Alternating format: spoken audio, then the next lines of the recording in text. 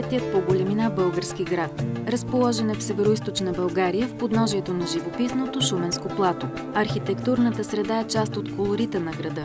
Къщите от 19 век пазят спомени от славно минало, а монолитните административни сгради и бизнес постройки дават съвременния облик на европейския град.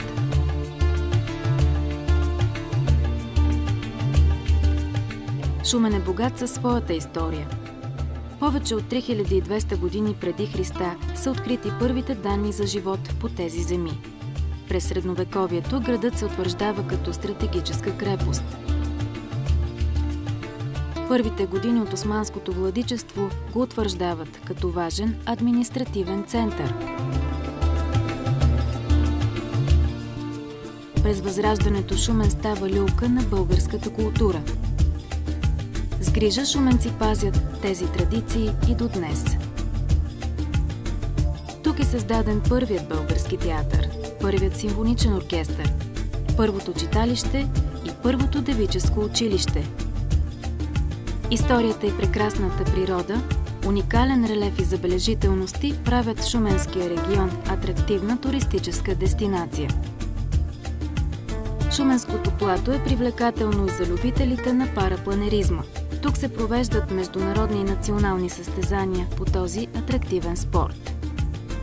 Шуменското плато е защитена територия. Условията за разходка, туристическите маршрути и характерните за района понори, богатата флора и фауна са привлекателни за всеки, избрал това място за своята почивка. От тук започва България. Плиска – мястото, където хан Аспарух изрича заветните думи. Плиска привлича с уникалните за времето си решения за градоустройство и административно управление. С голямата базилика е един от най-големите православни храмове в Европа.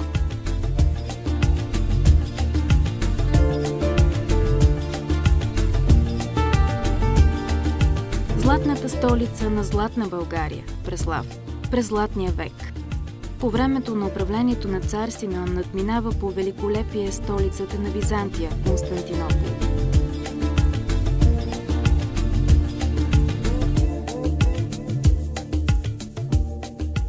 Само на 20 км от Шумен се намира Мадарският конник – глобалният символ на България.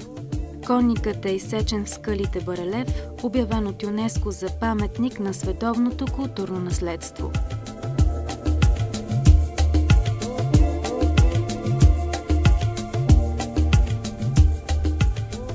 Комплекс създатели на българската държава разказва за велика България, за смелите и силни държавнически решения на българските ханове и царе.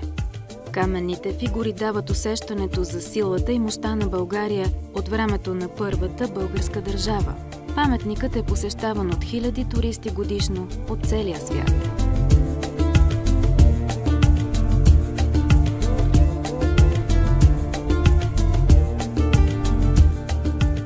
Величието нашепва всеки миг за епохите, оставили своя отпечатък. Уважаеми ротарианци, скъпи мои приятели, заповядайте на дистрикната конференция в Шумен. Добре сте ни дошли!